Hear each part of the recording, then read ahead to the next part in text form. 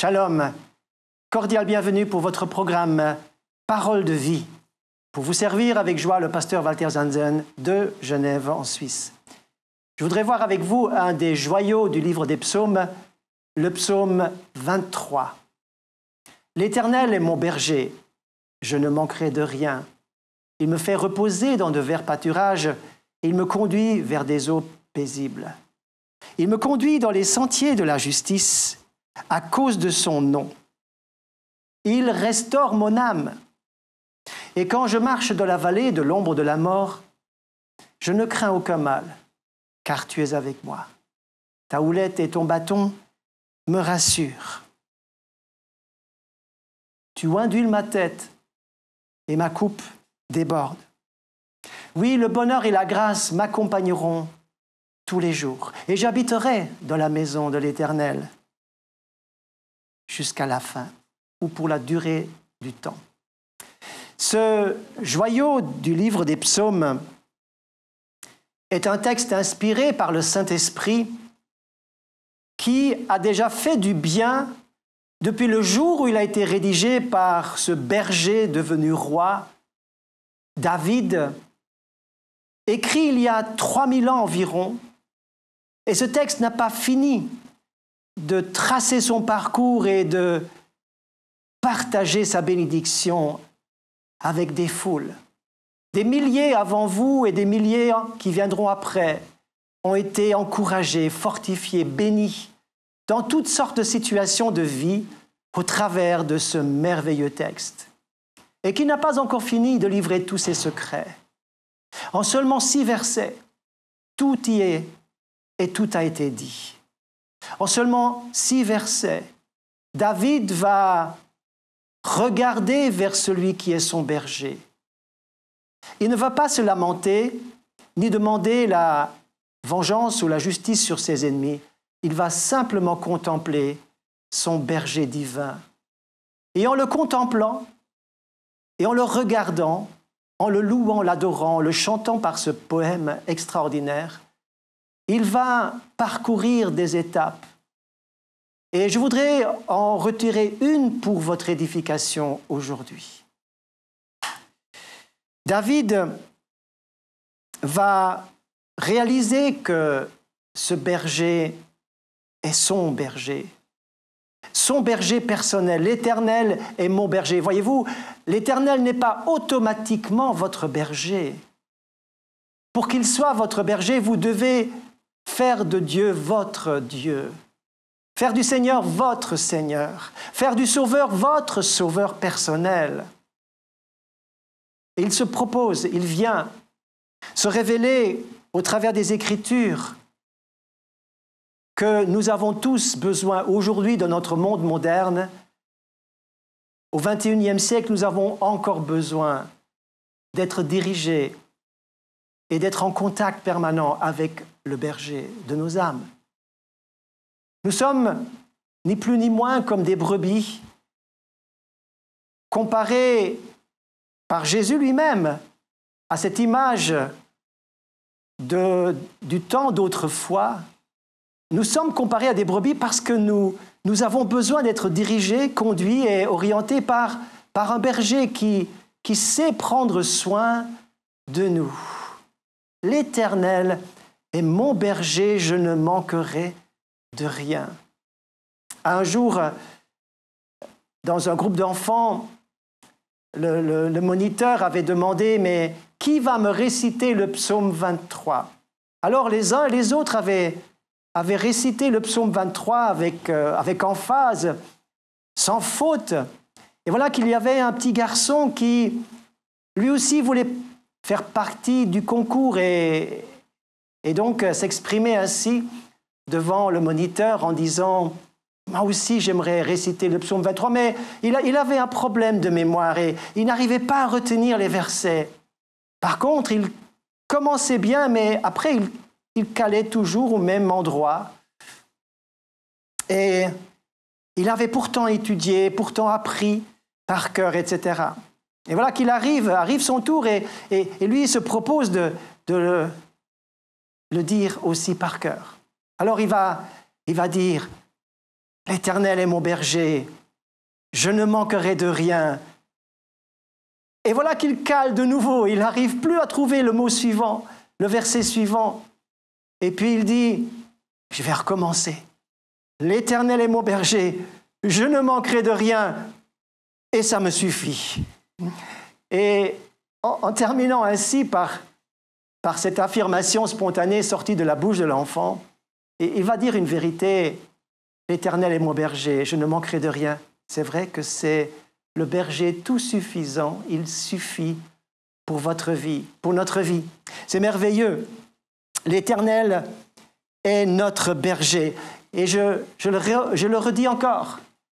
Est-ce que l'Éternel est votre berger? Est-il devenu votre berger? Pouvez-vous mettre une date sur le moment où l'Éternel est devenu votre berger personnel? Alors moi, je me souviens que c'était il y a longtemps, mais je me souviens parfaitement au mois de septembre de cette année. Autrefois, je ne vais pas vous la dire forcément, mais c'est cette date dans un endroit précis avec un frère qui priait pour moi. Tard dans la nuit, je me souviens que c'est ce soir-là que l'Éternel est devenu mon berger personnel. Sa présence est extraordinaire. Sa présence est tellement bien soulignée dans ce texte. Quand il me dirige, il me fait reposer, il restaure mon âme, il me conduit. C'est tellement ce dont j'ai besoin dans la vie de tous les jours. Et je voudrais maintenant m'arrêter sur le verset 4. Ce verset qui va nous amener dans un lieu particulier que nous ne cherchons pas, mais que nous sommes obligés de traverser les uns et les autres à divers moments de notre vie, et tout spécialement à un moment particulier de notre vie. Quand je marche dans la vallée de l'ombre de la mort, je ne crains aucun mal, car tu es avec moi. Cette vallée de l'ombre de la mort, c'est le thème de ce message, après cette introduction du psaume, bien sûr. La vallée de l'ombre de la mort, c'est ce passage étroit. Voyez-vous, ce passage qui n'est pas un passage simple, facile. Ah non, nous ne sommes pas dans un paysage extraordinaire avec vraiment cette campagne bucolique avec des montagnes et des vallées et des prairies et du soleil et des fleurs, etc. Ce n'est pas cette campagne qui nous repose, qui nous fait du bien, qu'on voit sur les photos et que nous avons en abondance dans nos montagnes suisses. Mais ici, il est question d'une vallée étroite. Ce n'est pas une vallée reposante où il fait bon vivre, où nous sommes un peu à l'écart du monde. Non, nous sommes dans une vallée différente, nous sommes dans une vallée étroite où il y a très peu de soleil, où l'ombre s'étire déjà dès le matin et jusque dans l'après-midi, il n'y a que de l'ombre. Où en fait les versants de la montagne sont tellement proches que vous vous sentez écrasé. La vallée est tellement profonde que vous êtes angoissé, vous avez hâte d'en sortir et le texte nous dit vous ne pouvez pas vous en sortir. Vous devez la traverser.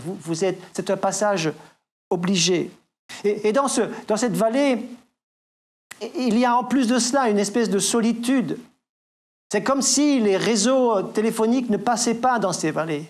Vous n'avez pas de connexion, vous n'avez pas de communication, vous vous sentez extrêmement isolé et esselé dans cette vallée où vous vous trouvez soudain. Ah, je me souviens de certaines périodes ou certains moments qui sont venus par surprise dans ma vie, par une mauvaise nouvelle, par une maladie d'un proche, par un accident, par quelque chose qui est arrivé subitement, et subitement j'ai été comme littéralement largué dans une vallée de ce type.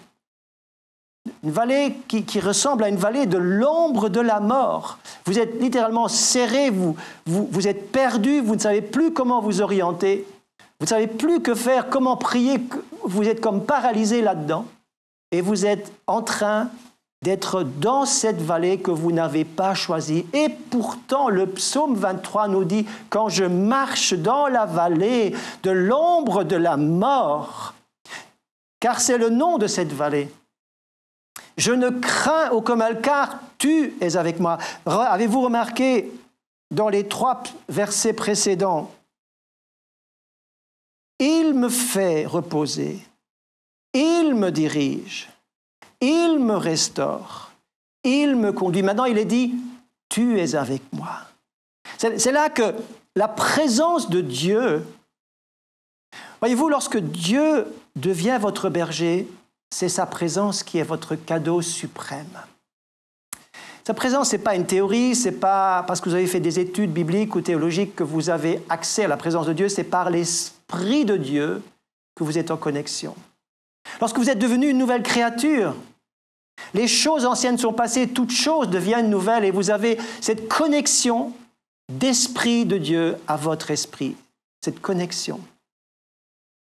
Et c'est là que vous êtes connecté et vous pouvez dire « Tu es avec moi ». Cette présence de Dieu inonde cette vallée, remplit cette vallée, où vous êtes tout seul, largué dans une, comme je l'ai dit, une nouvelle terrifiante. Quelque chose qui vous a isolé de votre famille ou de vos amis, vous êtes quelque part seul là-dedans et personne, même si les gens prient pour vous, même si les gens vous aiment, même si les gens vous visitent, vous êtes quelque part tout seul. Cette vallée porte donc un nom, la vallée de l'ombre de la mort. Cette vallée, nous devons tous la confronter un jour. Personne ne veut la confronter et pourtant, c'est un passage obligé. La Bible parle de ces choses. Et elle nous dit que la mort est ce dernier ennemi qui a été vaincu. Regardez avec moi dans 1 Corinthiens chapitre 15. 1 Corinthiens chapitre 15, et il nous est dit ceci. Il faut qu'il règne jusqu'à ce qu'il ait mis tout sous ses pieds. Donc il est question de Jésus. Et le dernier ennemi qui sera détruit, c'est la mort. Et le texte va dire un peu plus loin, « Ô mort, où est ta victoire ?» Cet ennemi incontournable qui est précédé par la vallée de l'ombre de la mort. Cette mort plane dans cette vallée, oppresse, semble éteindre toutes les lumières de l'espérance. Mais dans cette vallée, la présence de Dieu est on ne peut plus proche. Dans cette vallée, le Seigneur est là. Tu es avec moi. Vous pouvez le dire avec moi. À haute voix, proclamez-le.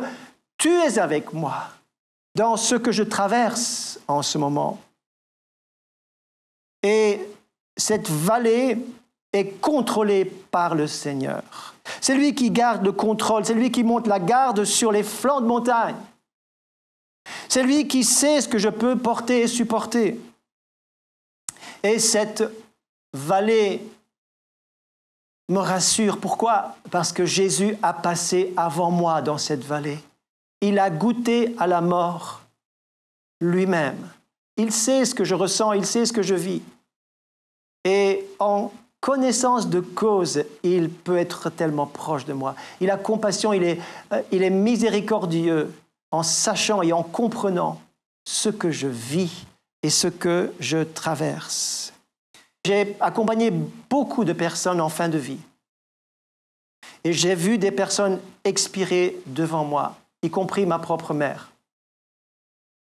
Et je peux vous dire que la mort est vraiment un ennemi.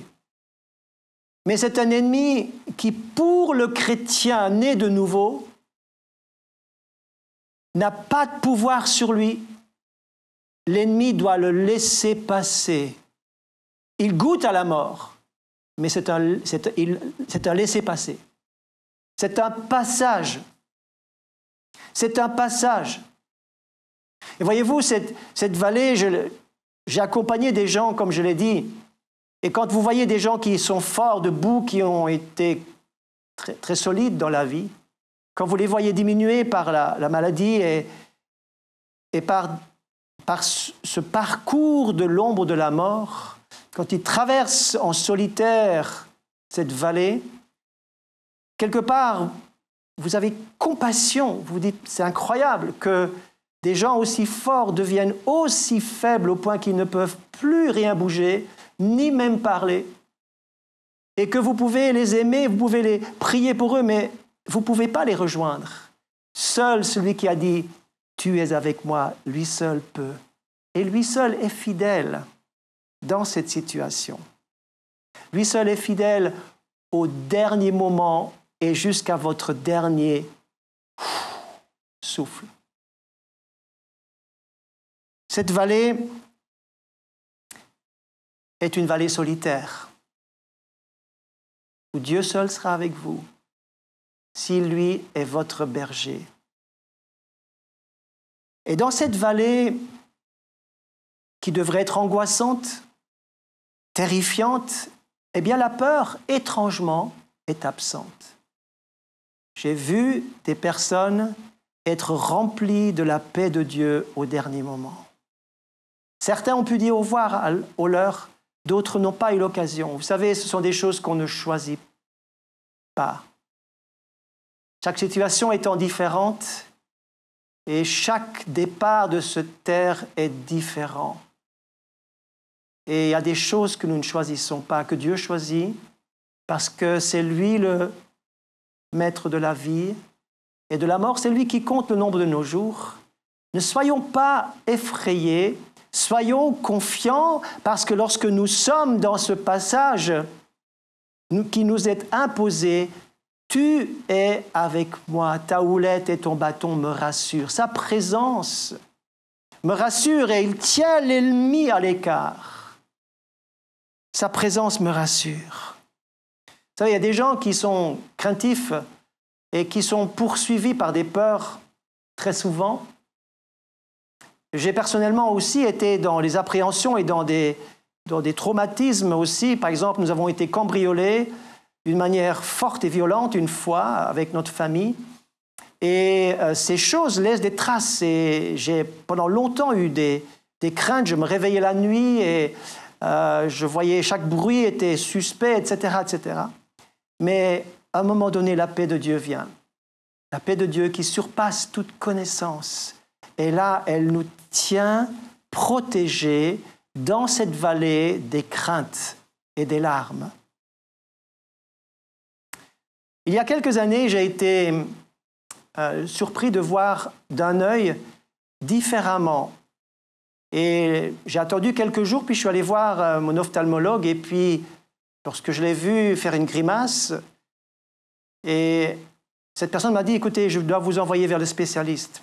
Donc j'ai été directement chez le spécialiste, et le spécialiste a regardé mon œil, et puis il s'est tourné vers moi et il dit « Écoutez, monsieur, je dois vous opérer tout de suite, car si je ne le fais pas, vous allez perdre l'œil. » Et puis il m'a dit « Je dois vous dire encore autre chose. Une fois opéré, vous n'allez plus voir. Vous allez revoir après, mais votre vision sera différente. Vous ne verrez plus jamais comme avant. » Et lorsque j'ai entendu cette nouvelle, je ne peux pas vous expliquer, ce n'était pas la vallée de l'ombre de la mort, mais c'était une vallée quand même. J'ai reçu une paix à ce moment-là que je ne peux pas vous expliquer, mais qui m'a gardé impassible. Je n'ai pas été complètement bouleversé par cette nouvelle. Bien sûr, c'est une nouvelle, je dirais, d'une moyenne gravité, pas d'une gravité extrême. Ma vie n'en dépendait pas. Et pourtant, savoir qu'un médecin vous dit « vous ne verrez plus comme avant », eh bien, je peux vous dire après, puisque ça s'est passé il y a quelques années, je revois comme avant. Et le médecin m'a dit, eh bien, c'est rare, les opérations qui réussissent à ce point-là. Et je bénis Dieu, je lui rends toute la gloire pour cette intervention médicale réussie, mais surtout pour la main de Dieu qui a été sur ma vie et qui l'est toujours aujourd'hui. Gloire à Dieu. Alors, cette peur est absente de cette vallée, car le Seigneur est notre berger, il est avec nous. Et maintenant, je dois vous dire encore une chose importante. Cette vallée de l'ombre de la mort, c'est une vallée dans laquelle je marche. C'est un un endroit de traversée. Ce n'est pas un endroit où je m'installe, c'est un endroit que je dois traverser. Ça veut dire que je dois continuer à marcher, je dois continuer à m'accrocher, je dois continuer à faire confiance, je dois continuer à faire ce que je peux faire, et c'est là que je traverse. Écoutez ce texte qui nous dit « Heureux ceux qui habitent dans ta maison, ils peuvent te louer encore. Heureux ceux qui placent en toi leur appui, ils trouvent dans leur cœur des chemins tout tracés. Lorsqu'ils traversent la vallée de Baca, donc la vallée des larmes, ils la transforment en un lieu plein de sources et la pluie la couvre aussi de bénédictions. Leur force augmente pendant la marche et ils se présentent devant Dieu à Sion. » C'est le psaume 84. C'est une vallée que je traverse. La vallée des larmes et la vallée de l'ombre de la mort, c'est une vallée que je traverse. Je me souviens quand j'étais avec les jeunes, plutôt les enfants, nous étions en montagne et nous étions en train de gravir pour arriver au sommet, pour avoir une vue imprenable sur notre camp qui était tout en bas. Et lorsque nous sommes montés sur cette montagne, à un moment donné, les enfants n'en pouvaient plus. Alors j'ai dit, écoutez, vous devez vous accrocher, bientôt nous arriverons. Oui, mais on n'arrive plus, on est fatigué, on a mal aux jambes. D'accord, mais il faut encore monter un peu parce qu'après la descente sera facile. Mais les enfants n'entendaient pas les choses de cette manière et j'ai dû donc les traîner derrière moi, j'ai dû vraiment les encourager pas à pas. Finalement, tout le monde est arrivé et tout le monde a pu voir cette vue imprenable du haut de la montagne. Et ensuite, nous sommes descendus très facilement jusqu'à notre camp. Et c'est vrai que cette montée devait être une montée où je ne dois pas m'arrêter, où je dois faire l'effort de continuer à monter jusqu'au sommet. La vallée, je ne dois pas m'arrêter, je dois continuer à marcher, à traverser cette vallée, je dois m'accrocher. Et le Seigneur est là pour nous aider à traverser. Quand je traverse la vallée de l'ombre de la mort, je ne crains aucun mal, car tu es avec moi. C'est une avancée envers et contre tout. C'est une traversée avec la force que Dieu nous donne. C'est lui qui renouvelle ma force pendant la marche. Même les jeunes chancellent et s'arrêtent, se fatiguent, mais ceux qui se confient en l'Éternel renouvellent leur force. Je voudrais terminer ce message et je vous demanderai de relire ce psaume 23, de l'apprendre par cœur et de l'envoyer. Vous savez, lorsque vous voulez écrire un vœu à quelqu'un, un encouragement à quelqu'un, ce psaume est toujours d'actualité. Il tombe toujours à point nommé. Il est toujours actuel. Vous ne vous tromperez jamais en envoyant à quelqu'un un mot sympathique. Et le psaume 23. Dans Ésaïe 41, je termine en vous lisant le verset 10, Ésaïe 41, 10. « Sois sans crainte, je suis avec toi. N'ouvre pas les yeux inquiets, car je suis ton Dieu. Je te fortifie, je viens à ton secours, je te soutiens de ma droite victorieuse. » Et un peu plus loin, au chapitre 43, il nous est dit « Ainsi parle maintenant l'Éternel qui t'a créé, ô Jacob, celui qui t'a formé, ô Israël. Sois sans crainte, je t'ai racheté, je t'ai appelé par ton nom. Si tu traverses, encore une fois, traverser, si tu traverses les eaux, je serai avec toi. Et les fleuves ne te submergeront pas. Si tu marches même dans le feu, tu ne te brûleras pas. Et la flamme ne te consumera pas, car je suis l'Éternel, ton Dieu, le Saint d'Israël, ton Sauveur, ton Sauveur. Il est notre berger et notre Sauveur. Combien il est merveilleux ce berger qui était le berger de David, lui-même berger, mais qui est devenu mon berger divin, mon Seigneur, mon Dieu, mon Papa céleste. C'est lui qui veille. Et oui, le bonheur et la grâce m'accompagneront tous les jours et après cette traversée, j'habiterai dans sa présence, dans la maison de l'Éternel pour toujours. Amen. Soyez bénis. Recevez cette parole pour vous encourager et si elle vous a fait du bien, transmettez-la plus loin. Je termine par un moment de prière avec vous. Seigneur, merci pour ce psaume qui console, qui a consolé tant de personnes. Ce psaume, ce texte qui encourage tellement. Oui, l'Éternel est mon berger, je ne manquerai de rien. C'est déjà suffisant, c'est vrai. Mais lorsque je traverse la vallée qui porte le nom de l'ombre de la mort, Je ne crains aucun mal. Tu m'enlèves, Seigneur, tu enlèves les craintes et tu mets à la place une paix parfaite. Merci pour ton accompagnement merveilleux. Tu as accompagné des millions de gens, Seigneur, dans la dernière heure de leur vie, parce qu'ils avaient fait de toi leur berger. Seigneur, je prie que chacun soit maintenant assuré que tu es bien leur berger. Et si Dieu n'est pas encore votre berger, vous pouvez lever votre main là où vous êtes et dire, Seigneur, je veux que tu sois mon berger maintenant. J'accepte Jésus comme mon sauveur, lui qui est mort pour moi, lui qui a payé pour moi. Je demande pardon pour mes égarements en tant que brebis égarée, qui ai fait n'importe quoi sans demander l'avis du berger, et je reviens vers lui. Comme une brebis qui revient dans l'enclos, qui revient dans la présence du berger. Et je ne veux plus jamais lâcher la main du berger. Amen. Soyez bénis et merci de m'avoir suivi. Que Dieu vous bénisse.